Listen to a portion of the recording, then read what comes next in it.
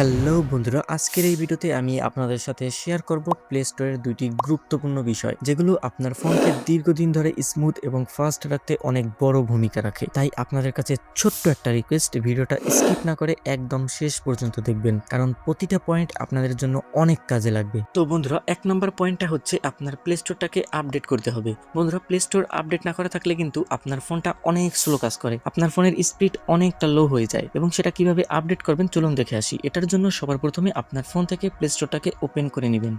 এরপরে উপরে দেখবেন লোগো রয়েছে, এখানে আপনার ইমেজের লোগো থাকতে পারে অথবা আপনার জিমেলের যে প্রথম অক্ষর সেটার লোগো থাকতে পারে, এইখানে ক্লিক করে দিবেন।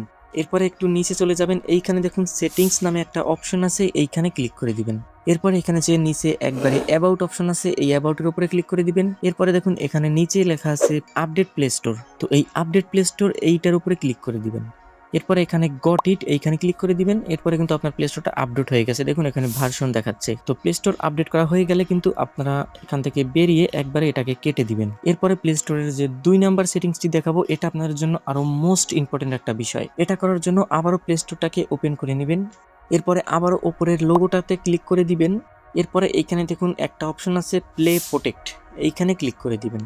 এরপরে এমন অপশন আসবে, এইখানে যে স্ক্যান আছে এইখানে ক্লিক করতে হবে। এর আগে বলিনি এটার কাজ কি। এটার কাজ হচ্ছে আপনারা ফোনে যত অ্যাপস আছে এই অ্যাপসগুলোর ভিতরে যদি কোনো বিপজ্জনক অ্যাপস থেকে থাকে অথবা আপনার ফোনের ক্ষতি করতেছে এমন কোনো অ্যাপস থেকে থাকে, সেটা এখান থেকে ডিটেক্ট করবে, অর্থাৎ ওই অ্যাপসটাকে খুঁজে বের করবে স্ক্যান করে। তো এখান থেকে আপনারা স্ক্যানের উপরে ক্লিক করে দিবেন।